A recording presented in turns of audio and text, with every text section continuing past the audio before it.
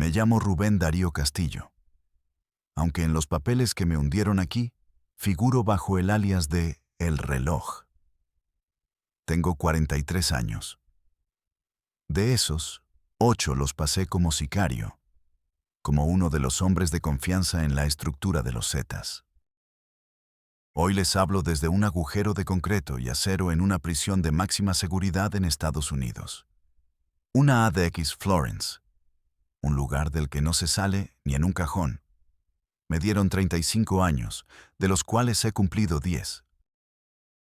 10 años de ver las mismas 4 paredes grises, de escuchar el eco de mis propios pasos, de tener como única compañía los fantasmas que me gané a pulso. Y he decidido, por fin, contar la verdad. No la que leen en los periódicos o ven en las series de narcos, esas que pintan a los jefes como genios del mal y a nosotros como soldados leales. Pura mierda. La verdad cruda, la que se esconde en las fosas clandestinas y en los despachos de lujo con aire acondicionado, es mucho más sucia y aterradora. Todo lo que creen saber sobre los Zetas, sobre su poder, sobre su brutalidad, es una mentira bien orquestada. Una fachada sangrienta para ocultar el verdadero rostro del poder. Miguel Ángel Treviño Morales, el famoso y sanguinario Z40, nunca fue el verdadero jefe. Heriberto Lascano, el Lasca, tampoco. Eran los gerentes, los capataces de un rancho que no les pertenecía. Eran la cara violenta que el país necesitaba para escandalizarse, para tener un monstruo al que culpar mientras los verdaderos monstruos contaban su dinero. Pero los dueños, los arquitectos del terror, nunca se mancharon las manos de sangre. Esos señores usan traje Armani, beben whisky de 18 años y se sientan en escaños del Senado o dirigen corporaciones que cotizan en la bolsa. Los Zetas no éramos un cartel. Éramos el brazo armado no oficial de una facción del poder político y económico de México. Éramos sus perros de presa, su herramienta para limpiar el terreno, para eliminar competencia, para aterrorizar a la población y justificar la militarización del país. Éramos un negocio, sí, pero el producto no era la droga. El producto era el miedo. Y yo, por desgracia, era uno de sus mejores vendedores. Se estarán preguntando cómo un cabrón cualquiera de Nuevo Laredo, un tipo que se ganaba la vida cambiando balatas y afinando motores, termina convertido en un interrogador para la organización más temida del planeta. La respuesta es simple y aburrida. Desesperación. No fue la ambición, ni el poder, ni las viejas con cuerpo de guitarra. Fue mi madre. Cáncer de páncreas. Un diagnóstico que sonó como un disparo en la sala de espera de un hospital público mugriento. El seguro popular era un chiste, una sentencia de muerte lenta. Los doctores privados, los únicos que le daban una oportunidad, pedían una cantidad de dinero que yo no vería ni en 10 vidas de llenarme las manos de grasa. Mi vida era un círculo vicioso. Del taller a la casa, de la casa al taller. Un calor infernal. El olor a gasolina y el sonido constante de las sirenas a lo lejos era la banda sonora de mi existencia. Veía pasar las camionetas de lujo, los vidrios polarizados, y sentía una rabia sorda, una impotencia que me quemaba por dentro. Un día, un cliente habitual del taller, un tipo al que le decían el licenciado, siempre impecable, siempre pagando en efectivo y oliendo a loción cara y a pólvora, me vio la cara de perro apaleado. ¿Qué te pasa, mi reloj? Traes cara como si se te hubiera muerto el perico, me dijo. Le conté mi pena, con la voz quebrada, sintiéndome un pendejo por mostrarme tan débil. Él escuchó en silencio, asintiendo. Apagó su cigarro en el suelo. Yo te presto la feria, sin problemas. El dinero va y viene. La familia es lo primero. Me la pagas como puedas. Caí. Como cae un hombre sediento en el desierto que encuentra un charco de agua, sin preguntar si está envenenada. ¿Qué otra opción tenía? ¿Ver a mi madre consumirse en una cama mientras yo seguía cambiando aceite por unas cuantas monedas? La lana apareció en una maleta de piel al día siguiente. Un fajo de billetes tras otro. Olía a nuevo, a esperanza. Mi madre entró al mejor hospital de Monterrey esa misma semana. Pero la deuda no era con un banco. No había intereses. No había plazos escritos en un papel. Había favores. El primero fue una nimiedad. Guardar una Suburban caliente en el fondo del taller por un par de días. El segundo, llevar un paquete del tamaño de un ladrillo de un punto a otro de la ciudad. Sentí el peso en el estómago, pero me dije que era solo eso, un favor. El tercero fue mi bautizo de sangre y fuego. Me dijeron que solo iba a manejar. Tú nomás espera en la troca, reloj, me dijo el comandante que me asignaron, un ex gafe parco y letal al que le decían el Sombra. Me apodó reloj, porque siempre llegaba 5 minutos antes, una costumbre de mi vida de mecánico. Era una noche pegajosa, de esas en que el calor de Tamaulipas se te mete hasta los huesos y te roba el aire. Esperábamos a un contador de los del Golfo que, según ellos, le estaba jugando chueco a la empresa. La idea era levantarlo, sacarle la información de las rutas y las cuentas, y luego desaparecerlo. Un jale limpio, me habían dicho. Pero en este negocio, nada es limpio. Algo salió mal. El tipo no venía solo. Traía escolta, y no eran ningunos improvisados. Apenas se bajaron de su auto, el infierno se desató. Ráfagas de cuerno de chivo rompieron el silencio de la noche. El sonido de los vidrios estallando, los casquillos rebotando en el asfalto. Vi a 2 de los nuestros caer, sus cuerpos sacudidos por los impactos. El Sombra, con una sangre fría que helaba, se movió con una precisión militar. Mató a los escoltas del contador con una ráfaga corta y certera, y lo arrastró, malherido, hacia la parte trasera de mi camioneta. «¡Arranca, pendejo! ¡Arranca!», me gritó, su cara salpicada de sangre. En ese momento, cualquier hombre normal se hubiera paralizado. Se hubiera meado en los pantalones. Pero en mí algo hizo clic. El miedo atroz que sentí se transformó en una claridad helada, en un foco absoluto. Pisé el acelerador a fondo y maniobré entre las calles estrechas de la colonia como si llevara toda la vida huyendo de la ley, esquivando coches, metiéndome en sentido contrario. Escuchaba las llantas chillar, el motor rugiendo, los disparos de los que nos seguían. Pero mi mente estaba en calma. Era como si el tiempo se hubiera ralentizado. Perdimos a los que nos seguían en un laberinto de callejones. Llegamos a la casa de seguridad. El Sombra me miró, jadeando. No dijo gracias ni bien hecho. Solo asintió lentamente con la cabeza. Y en ese gesto entendí que mi vida había cambiado para siempre. Esa noche dejé de ser Rubén, el mecánico que soñaba con una vida mejor. Me convertí en el reloj, una pieza más en un engranaje de muerte. Entendí que en ese mundo el miedo te paraliza o te enfoca. A mí me enfocó. Mi ascenso fue rápido, casi vertical. No porque fuera el más cabrón para tirar plomo, de hecho, casi nunca disparaba. Mi valor era otro. Yo era observador, callado, y aprendí a leer el lenguaje del miedo. Podía ver la mentira en el tic de un ojo, oler la desesperación en el sudor de un hombre. La prueba final fue con el contador que levantamos esa noche.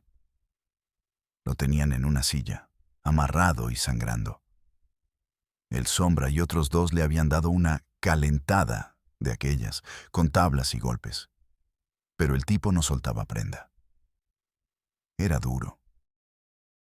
A ver, reloj, tú que eres tan listo y callado, sácale la sopa a este pendejo o te hacemos compañía a su lado, me dijo el Sombra, pasándome unas pinzas de electricista con un gesto burlón.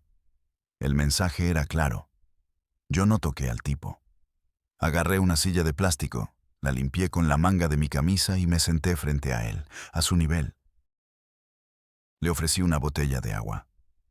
Al principio desconfió, pero la sed pudo más. Mientras bebía, le empecé a hablar en voz baja. Le hablé de su familia. Tienes 2 niñas, ¿verdad? Sofía y Valeria. Valeria acaba de cumplir 6 años. Le gustan las princesas. Le hicieron una fiesta el sábado pasado. El tipo dejó de beber. Sus ojos se abrieron como platos. El terror que sentía ya no era por su vida. Era un miedo mucho más profundo. Había revisado su cartera antes, había visto las fotos, había conectado los puntos. Son muy bonitas, continué. Sería una lástima que crecieran sin su papá. O peor, que a su mamá le pasara algo por una pendejada tuya, por querer hacerte el héroe. Se quebró. No por el dolor de los golpes, sino por el veneno que le metí en la mente. Lloró como un niño y cantó todo. Rutas, nombres, casas de seguridad, contactos en la aduana. Lo vomitó todo, con tal de proteger a su familia. Esa noche me gané mi puesto. El Sombra me puso una mano en el hombro. Tienes talento para esto, reloj. Me convertí en el interrogador. Mi trabajo era extraer la verdad, sin importar el costo. Y el costo, casi siempre, era el alma de alguien más. A veces, sin darme cuenta, también un pedazo de la mía. Los años siguientes fueron un torbellino de violencia, paranoia y un poder que intoxicaba. Vi cosas que la mente humana no está diseñada para procesar. Vi hombres desollados vivos por pasar información. Vi cuerpos disueltos en tambos de ácido hasta que solo quedaba un lodo espeso. Vi traiciones tan viles que harían vomitar al diablo. Pero también vi el otro lado del negocio. El lado limpio, el que no sale en las noticias. Una vez me mandaron a la Ciudad de México. No con un comando de sicarios, sino solo. En un vuelo comercial, vestido con un traje que me quedaba incómodo. Mi misión era simple: entregar un maletín lleno de efectivo. Pensé que era para algún jefe de plaza de allá, para aceitar la maquinaria. La dirección me llevó a un edificio de espejos y acero, en el corazón de Polanco. El lobby olía a dinero y poder. Subí en un elevador silencioso hasta el penthouse. Me abrió la puerta un hombre que había visto 1000 veces en la televisión. Un senador de la República, un pilar de la sociedad. Un tipo que en los noticieros hablaba con el ceño fruncido sobre la necesidad de aplicar la ley y el orden. Me hizo pasar a su despacho. Las paredes estaban cubiertas de libros que seguro nunca había leído y de fotos con otros políticos sonrientes. A los pocos minutos, llegó Miguel Ángel Treviño, el C40 en persona. El hombre cuya sola mención provocaba temblores en todo el país. Y lo que vi me dejó helado, me rompió el cerebro. El C40, el gran jefe, el monstruo de las portadas, se paró frente al senador con la cabeza ligeramente inclinada, casi en una postura de sumisión. Señor, aquí está el reporte que pidió sobre el avance en la Huasteca, dijo, con una voz que no tenía nada que ver con la del animal sanguinario que yo conocía. El senador ni lo miró. Estaba sirviéndose un whisky. Tomó el maletín que yo había traído. Lo abrió Revisó el contenido con la punta de los dedos, como si contara chiles, y dijo con fastidio: «Dile a Lascano que necesito resultados en el puerto de Veracruz. La competencia se está poniendo pendeja y me está retrasando el proyecto». Treviño solo asintió, como un empleado regañado. «Sí, señor. Se hará como usted ordene, con su permiso». Salió de ahí sin decir más, sin mirarme. Yo me quedé paralizado, sintiéndome invisible. En ese instante, todo el castillo de naipes se derrumbó. Entendí la verdadera jerarquía. Nosotros, los Zetas, el Cártel del Golfo, Sinaloa, todos éramos empleados.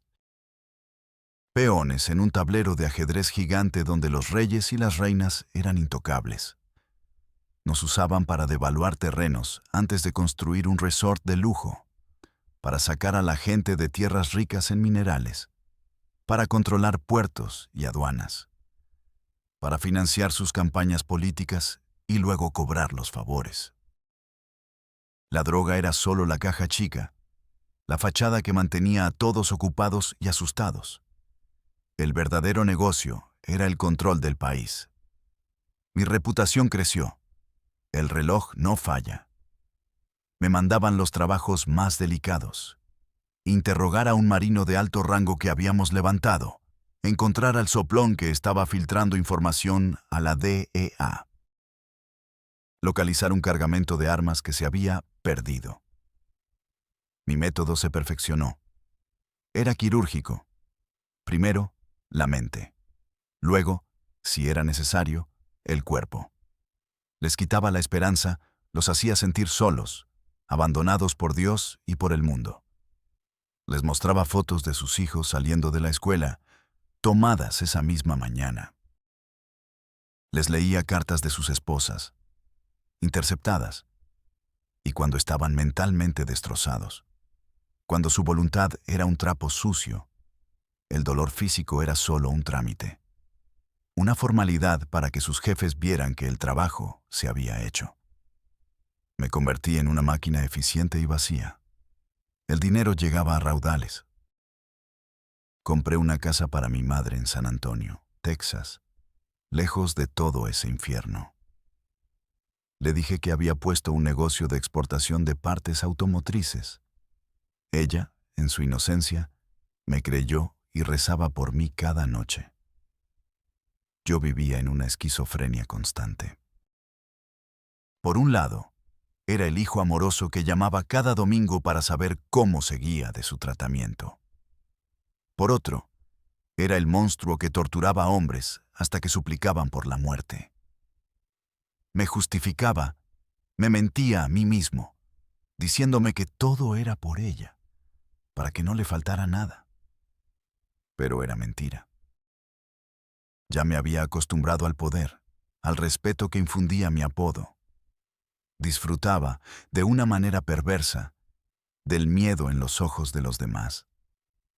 Me había convertido en lo que juré jamás ser.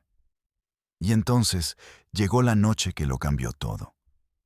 La noche que me rompió en 1000 pedazos. La noche que me obligaron a torturar a mi mejor amigo de la infancia. Se llamaba Javier. Crecimos juntos en la misma colonia polvorienta de Nuevo Laredo. Nuestras casas estaban pared con pared. Jugábamos fútbol en la calle con una botella de plástico como balón. Nos prometimos, sentados en la banqueta, bebiendo una soda, que saldríamos de ahí, que seríamos alguien, que no terminaríamos como nuestros padres, doblados por el trabajo y la miseria. Yo me metí a la mecánica. Él, que era más listo, estudió para contador y con un esfuerzo sobrehumano puso una pequeña empresa de transportes. Tenía 2 tráileres viejos, pero eran suyos. Hacía años que no lo veía. La vida nos había llevado por caminos opuestos. Una noche, mi teléfono sonó. Era el Sombra. «Reloj, te necesito en la bodega de la carretera a Anáhuac. ¿Urgente? Tenemos un paquete que no quiere hablar. Es importante para los de arriba». Llegué. El lugar apestaba a humedad. a sangre vieja y a miedo.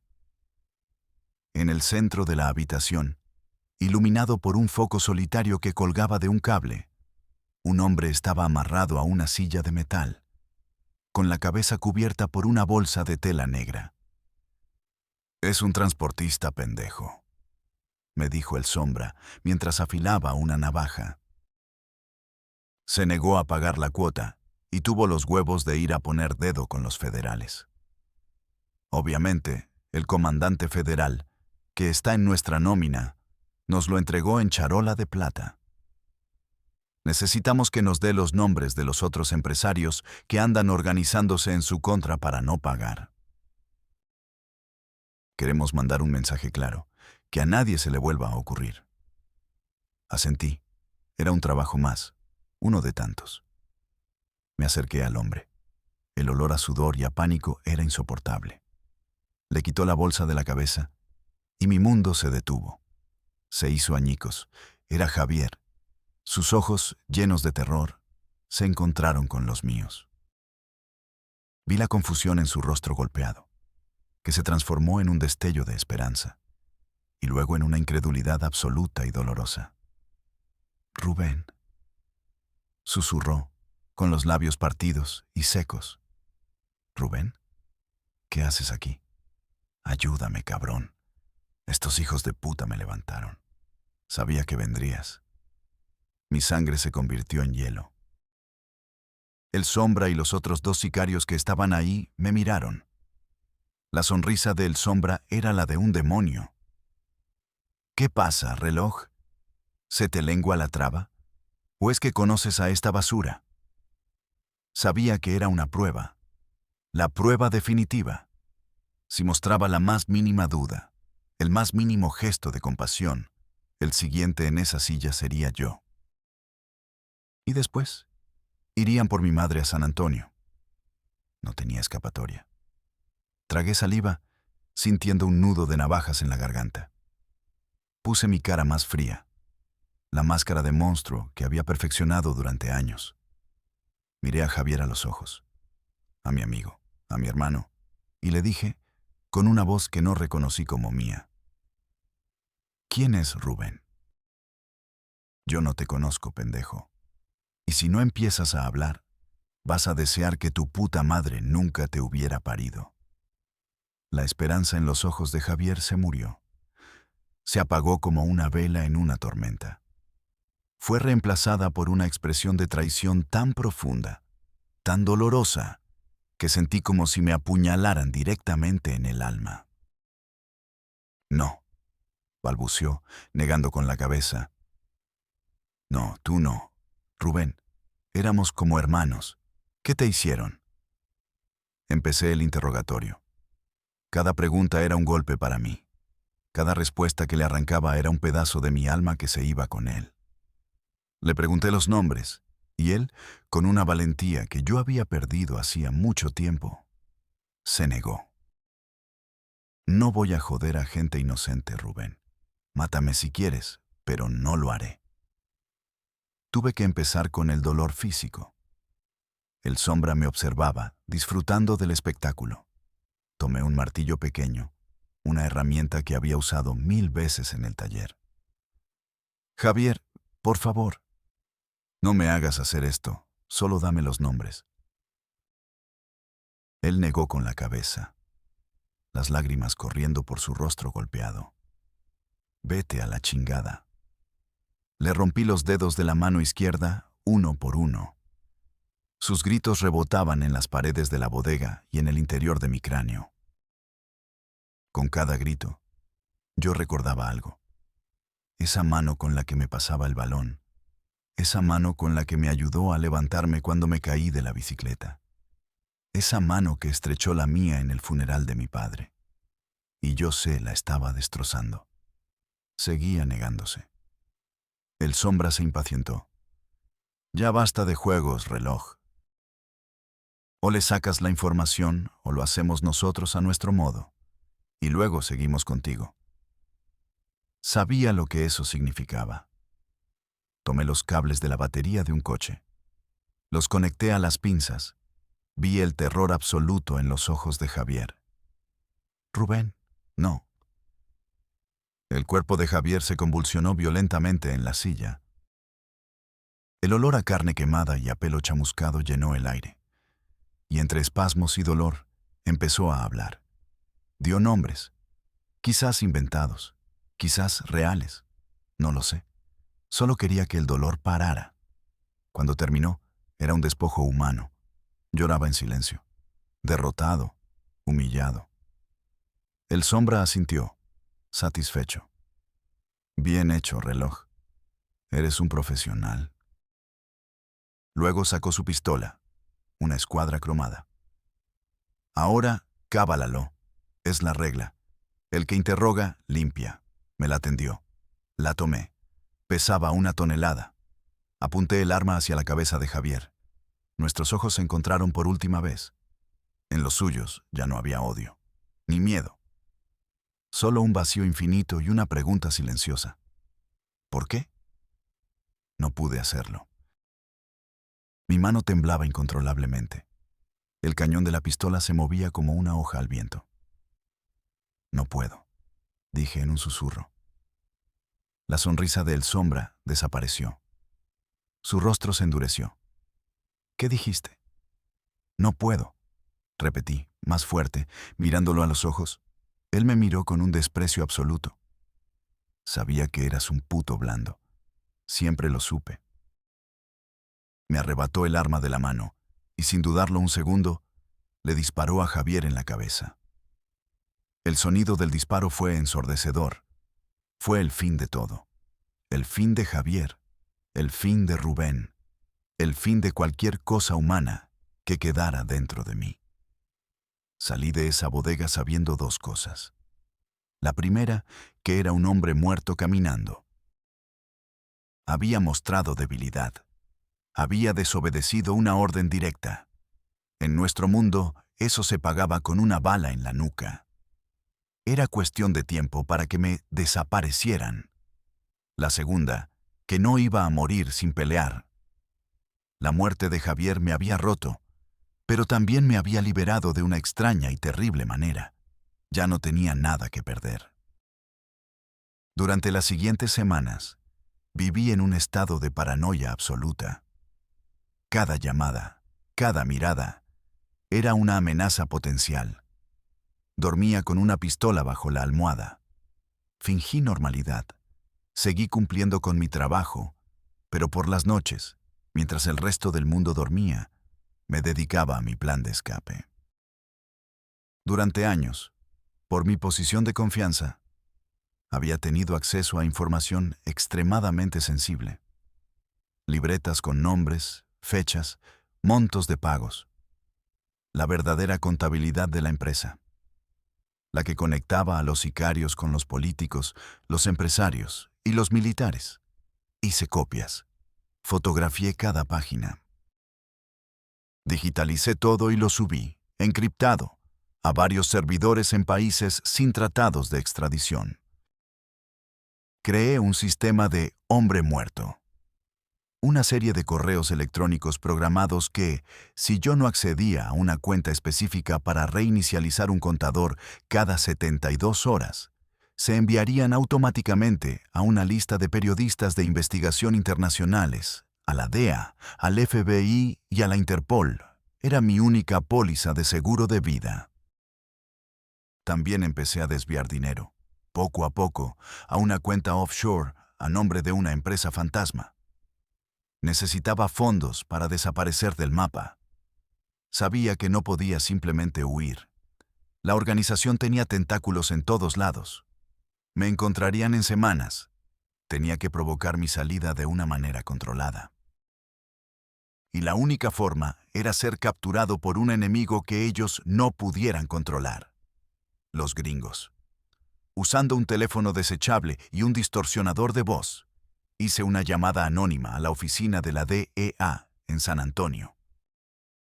Les di la ubicación exacta de un gran laboratorio de metanfetamina en Coahuila, la fecha y la hora exactas en que yo, el reloj, estaría ahí para recoger el pago semanal de la producción. Sabía que mi apodo estaba en sus listas de los más buscados. Era una apuesta suicida.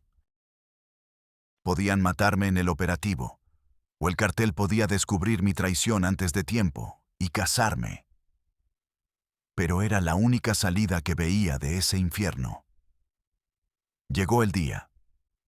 Conduje durante horas hacia el laboratorio, una nave industrial abandonada en las afueras de Monclova. Sentía el estómago hecho un nudo, cada nervio de mi cuerpo en alerta máxima.